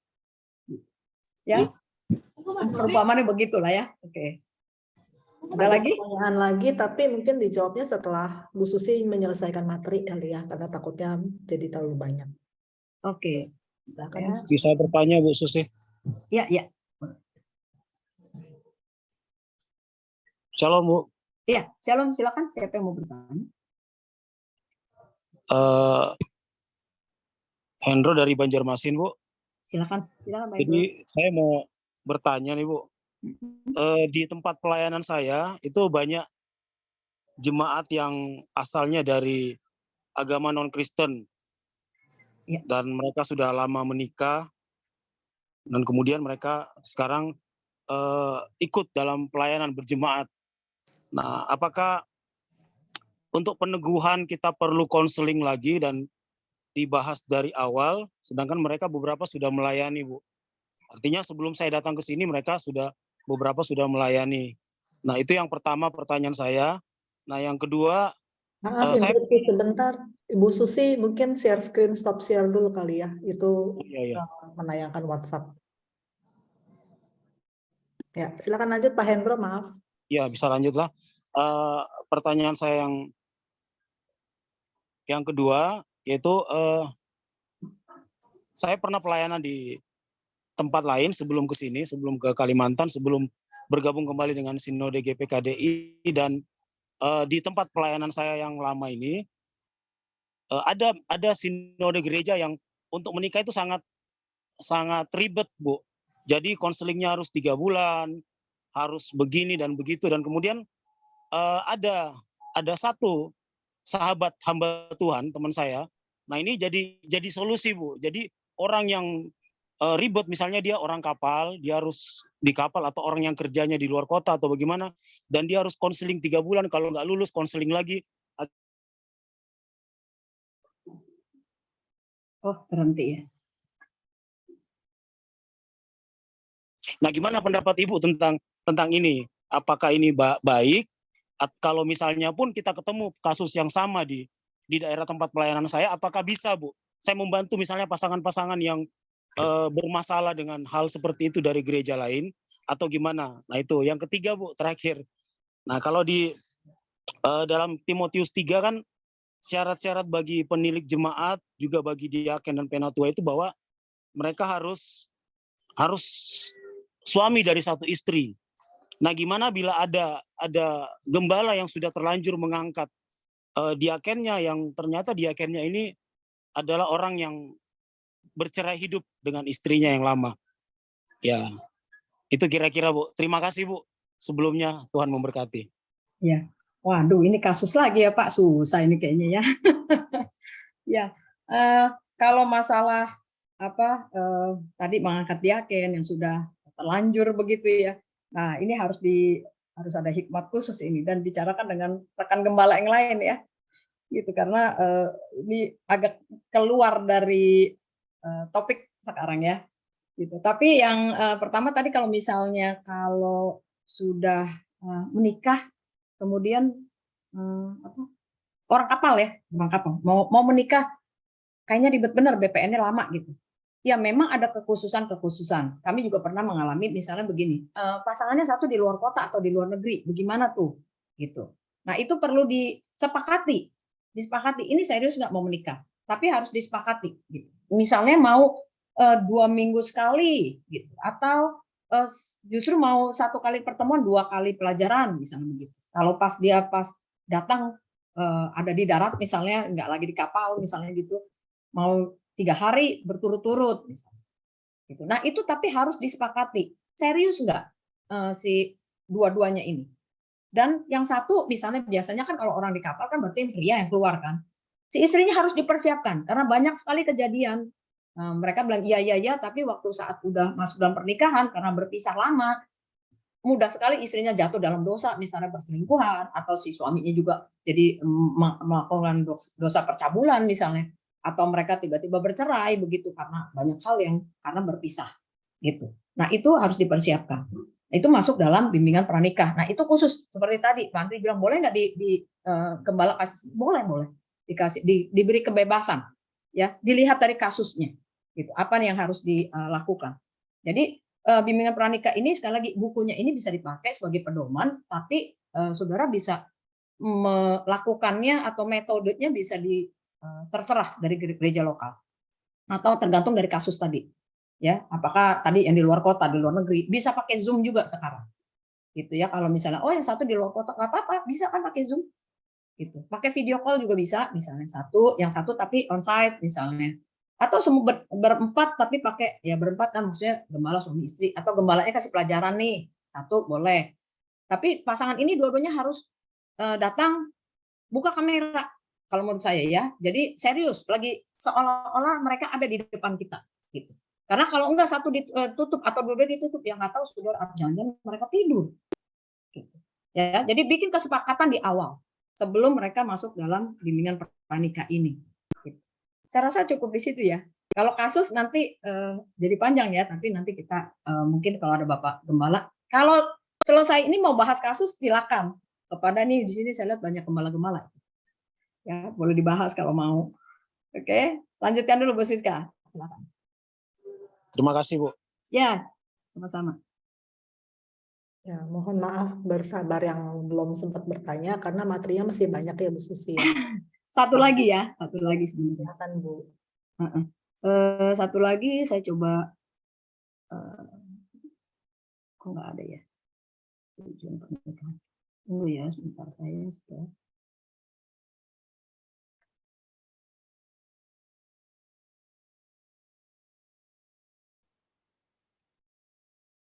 Kasih sejati, oke. Ini kelihatan nggak, Bu Siska? Belum. Oh belum. Oh udah mulai. Ya? Ya, kasih Udah? sejati. Ya. Waktunya 5 menit Bu Susi. 5 menit doang ya? Ya. Oke. Nah, kasih sejati ini kan ada 4 bahasa Ibrani ya kita pakai gitu ya. Tapi ini kan udah bahasa Yunani kita pakai dan ini sudah baca ya gitu untuk menjelaskan saja. Nah, kita menekankannya di agape ya, di agape ini sebenarnya. Nah, agape ini merupakan dasar dari perjanjian pernikahan yang pertama. Jadi kalau kita berjanji dalam pernikahan itu kan bukan sekadar hanya mengucapkan janji nikah di altar gitu ya, di depan pendeta gitu. Bukan hanya itu. Ingatkan kepada pasangan menikah. Karena ini sebenarnya adalah satu perjanjian yang menyertakan Allah di dalam pernikahan mereka. Mereka sepakat nggak? Mau nggak menyertakan Allah di dalam pernikahan mereka? Gitu. Ya. Nah, secara simbolis mereka lakukan di depan gembala, dilihat oleh anggota keluarga dan jemaat. Ya. Nah, tapi mereka harus tahu bahwa itu bukan sekedar ucapan janji saja, tapi ini covenant. Ya, ada perjanjian di sini ada dijelaskan bahwa covenant itu satu persetujuan, kesepakatan yang menghasilkan hubungan komitmen antara Tuhan dan umatnya. Saya berharap di berikutnya kalau kita berikan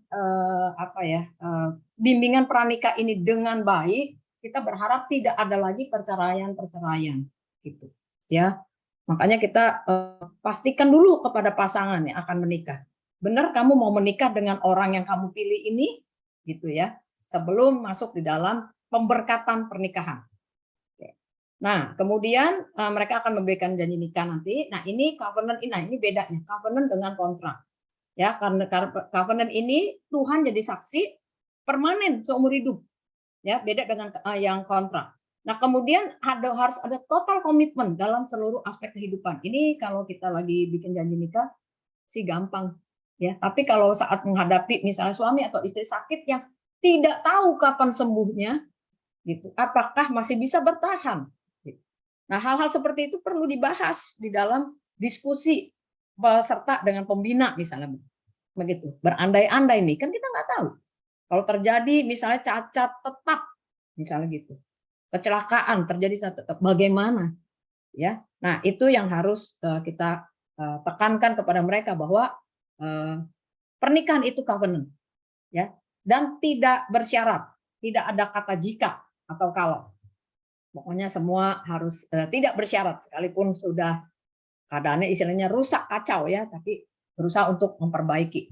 Ayo kita sama-sama kembali lagi misalnya. Ya. Nah, ini ada agape ini yang kedua, agape ini sebagai dasar pertumbuhan. Tadi kita sudah tahu pertumbuhan itu growth, pertumbuhannya. Nah, ini Pak ada dasar-dasarnya. Oke, kemudian di sini juga ada ini. Yang pertama itu adalah saling membangun. Ya, kemudian yang kedua ini saling mengampuni. Yang ketiga saling memberi dan berkorban. Nah, ini penekanannya di sini untuk supaya kita bisa terjadi pertumbuhan di dalam pernikahan. Nah, ini gambar ini juga cukup bagus. Ya, jadi suami istri harus ada Allah di dalam pernikahan mereka. Bukan hanya husband and wife, tapi ada God di dalamnya, gitu ya, di dalam pernikahan itu. Saya rasa cukup sampai di sini. Kalau ada pertanyaan silakan untuk materi ini. Ada yang bingung? Ada yang mau kasih tambahan? Silakan. Mungkin untuk pelajaran pertama kali ya, Bu Susi. Yang pertama, kenapa nilai-nilai pernikahan itu nggak dicantumkan? Itu menjadi penting. Misalnya nilai-nilai pernikahan yang harus kita bangun adalah tentang bahwa kekristenan itu ya harus menjunjung kekudusan begitu. Terus berpusat pada Kristus. Nah, itu nilai-nilai yang harus kita. Nah, mungkin di dalamnya itu juga harus ada hidup dalam pengayoman keluarga Allah, misalnya itu juga. Jadi salah satu seperti tadi, kalau memang kita bukan hanya sekedar dalam bimbingan itu saja, tapi nanti mengarahkan adanya satu kelompok yang memang mengawasi setiap couple begitu. Kelompok ya? Ya, itu jadi hidup dalam pengayoman keluarga Allah. Jadi dalam satu, nah ini kan nilai-nilai kita yang harus memang harus kita bangun di dalam kekristenan begitu ya. Oke, ada nilai Kayak apa mungkin tadi Pak Edi? nilai-nilai ya, jadi nilai-nilai dalam pernikahan atau nilai-nilai pernikahan itu. Kan tadi ada tujuannya kan, tujuan pernikahan, nilai-nilainya maksud saya. Di sini kan yang Pak Edi sebut apa nilai pernikahannya? nilai-nilai pernikahan misalnya menjunjung kekudusan. Oke. Terus berpusat kepada Kristus. Terus hidup dalam pengayoman keluarga Allah.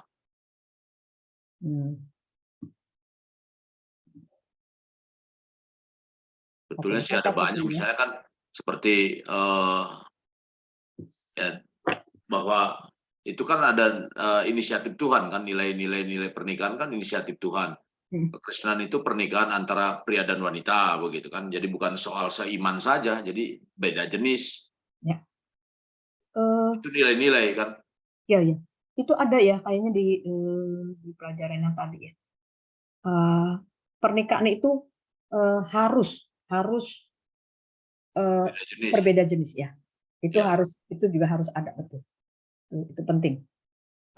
Biasanya itu saya bahas di tujuan pernikahan ya. Tujuan pernikahan ada di mana ya? Di yang pelajaran ke-1. Tujuan pernikahan. Misalnya lagi antara wanita dengan pria mempunyai hak yang sama. Kalau di luar kan wanita itu adalah second grade. Nah itu kan nilai-nilai kita, nilai-nilai Kristen, nilai-nilai pernikahan kita. Oke, terima kasih Pak Edi buat masukannya. Sebenarnya di dalam seksualitas itu juga ada nanti tentang kesetaraan gitu, antara pria dan wanita. Gitu. Tapi nggak apa-apa, nanti saya coba masukkan apakah ini bisa dimasukkan nilai-nilai pernikahan ya, nilai-nilai pernikahan Kristiani lah ya, begitu ya. Terima kasih untuk masukannya Pak. Ya, terima kasih Pak Edi. Ada lagi yang mau bertanya? Atau dari kolom chat ada Pak Sunarto bertanya, bagaimana kalau ada pernikahan dengan saudara sepupu seperti Abraham menikah dengan saudara satu bapak? Oke. Ini kasus lagi ya, gitu. Bagaimana?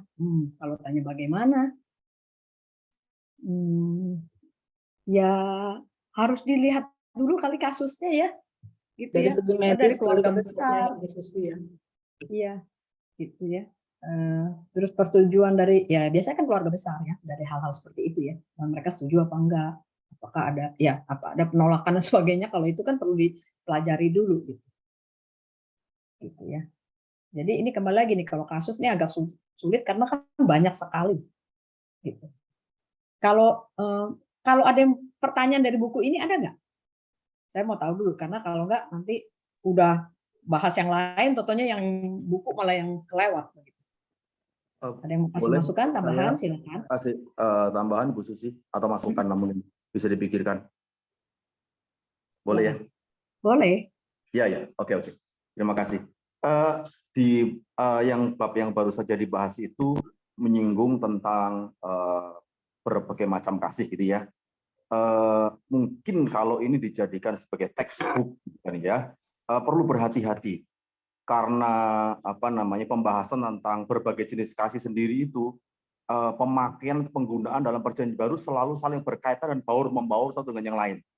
Ya, tidak pernah ada petunjuk yang jelas yang mengatakan bahwa kasih agape lebih baik daripada yang lain. Hati-hati itu. Oh iya, Ya. iya. Karena itu pandangan yang muncul dari seorang teolog kira-kira abad keberapa yang namanya Andres Nygren. Ya, jadi seolah-olah menjadikan agape lebih superior. Jadi makanya kalau dijadikan textbook, menurut saya mungkin kalimatnya dan sebagainya mesti ditata. Kita sepakat bahwa kasih adalah kasih, gitu kan ya. Karena menurut saya tidak ada lebih superior. Eros pun itu dalam tataran kasih yang sangat diperlukan juga. Gitu. Jadi menurut saya kalau ini textbook mungkin bisa saya berikan masukan, mungkin bisa dipikirkan lagi penataan kalimatnya supaya kita udah terjebak menurut saya sih kita selama ini kepada pandangan yang seolah-olah agape itu lebih superior daripada yang lain. Ya, ini teologi yang klasik menurut saya yang awal mulanya dualisme ini dicetuskan oleh Agustinus.